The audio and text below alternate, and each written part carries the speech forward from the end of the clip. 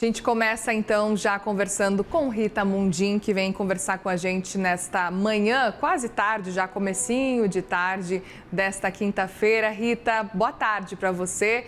Quero começar falando sobre o setor de energia, que está em pé de guerra com o governo por causa da taxação sobre a exportação de óleo bruto. Empresas que reagiram rápido, a disputa chegou já no judiciário. O que representa essa briga toda aí para o investimento aqui no Brasil? Bem-vinda mais uma vez. Ei, Muriel, boa tarde. Você falou a palavra aí que está quase que proibida, viu, Muriel? Pé de guerra, a gente não pode falar em guerra mais não. Mas realmente a guerra está trazendo outras guerras secundárias e que afetam o nosso dia a dia. O governo, quando ele anunciou as subvenções, ele anunciou um imposto sobre a exportação de óleo bruto, de petróleo, né? Nós falamos aqui que isso poderia gerar problemas, porque isso traz insegurança jurídica. Você não pode ficar mudando as regras do jogo, porque os investidores vêm dentro de um cenário. E quando você anuncia uma tributação, mesmo que temporária, o investidor ele não estava contando com isso no planejamento que ele fez, inclusive para pagar o direito de explorar o petróleo aqui. Então, isso é uma mudança das regras do jogo, né? É trocar o pneu do carro com o carro andando. Então, o que eles fizeram? Os estrangeiros, é claro, né? As petrolíferas que entraram foram a Petrogal, a Shell, Equinor, Total Energies e Repsol, Sinopec. Só que a Procuradoria-Geral da Fazenda entende que o juiz lá do Rio de Janeiro, ele despachou em cima de um erro de inteligência artificial. Pensa bem, só no Brasil. Segundo a Procuradoria-Geral da Fazenda, as alegações que constam na liminar, esses parágrafos citados para a decisão do juiz, e o juiz usou esses parágrafos na decisão dele, não constavam na medida provisória. Olha o que é isso, isso é Brasil. Então, eu acredito que as petrolíferas agiram dentro do direito delas e desde o anúncio desse imposto de exportação, a gente tem que pensar dos dois lados da mesa. O Brasil está atraindo investimentos estrangeiros para a exploração de petróleo. Então é necessário que as regras sejam claras e não sejam mutáveis. Portanto, fica aí mais um arranhão, né, no Brasil no quesito de insegurança jurídica que impede muitos investimentos no país. E aqui fica a minha opinião, já falei, o governo está tentando politicamente tabelar preços de uma commodity, da commodity mais negociada no planeta. Então podemos sim dar um tiro no pé quando a gente olha principalmente para a defasagem, que já supera os 70% no preço do diesel e os 60% no preço da gasolina. O mercado é muito maior do que o dinheiro do governo. Então o governo estava ali com um teto de 10 bilhões, esperava arrecadar 12 bilhões com o imposto de exportação e agora essa arrecadação não vindo, aumenta o quê?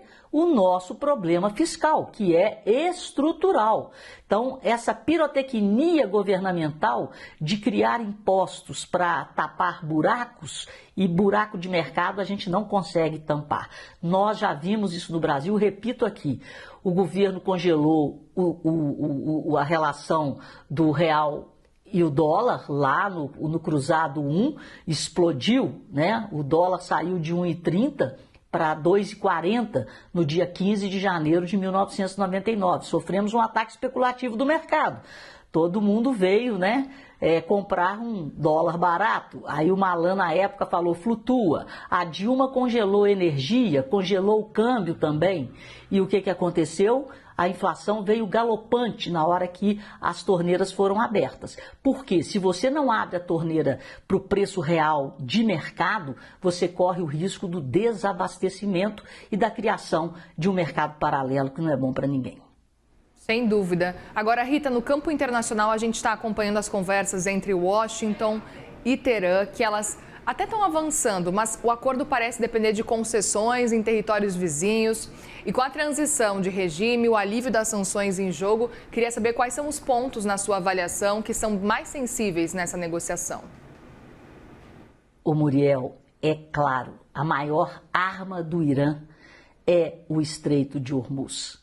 E ontem, quando Israel, depois do cessar-fogo, que é um cessar-fogo mais assim, que eu vi na minha vida, que durou menos tempo, né? A fragilidade dele, com os ataques quase que imediatos de Israel ao sul do Líbano e dizendo que o Líbano não estava no acordo. Todo mundo que acompanhou a fala, né, do cessar-fogo, tanto do lado do Trump quanto do lado do Irã, no dia D lá, a gente viu que era uma paralisação total do conflito na região. Não havia essa exclusão do Líbano. Depois, Israel, na sua briga eterna com o Hezbollah, resolveu continuar os ataques com o intuito de dizimar o Hezbollah.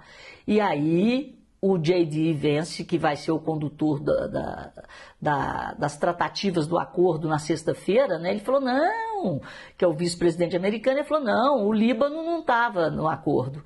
E o Líbano e o Irã, né, os libaneses falaram que o Irã não iria soltar a mão deles e os iranianos confirmaram. Então hoje o Líbano é a moeda de troca para a abertura do Estreito de Hormuz.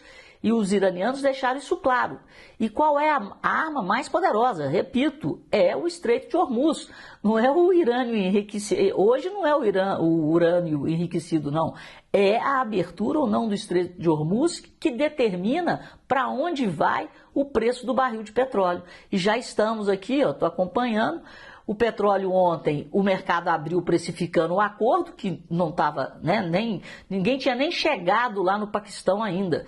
E hoje, o que a gente tem? O petróleo de novo a $100, o Brent, o WTI já superou os $100 e a gente teve ontem um petróleo a $90, na expectativa de um acordo que ainda não foi sacramentado e que, na minha opinião, nós vamos ter dificuldades para esse acordo, porque Israel teima em continuar os ataques contra o Hezbollah. E o Irã não vai admitir isso. E os Estados Unidos estão, como o próprio vice-presidente americano falou ontem, entendendo que o Líbano não faz parte desse acordo e para os iranianos faz.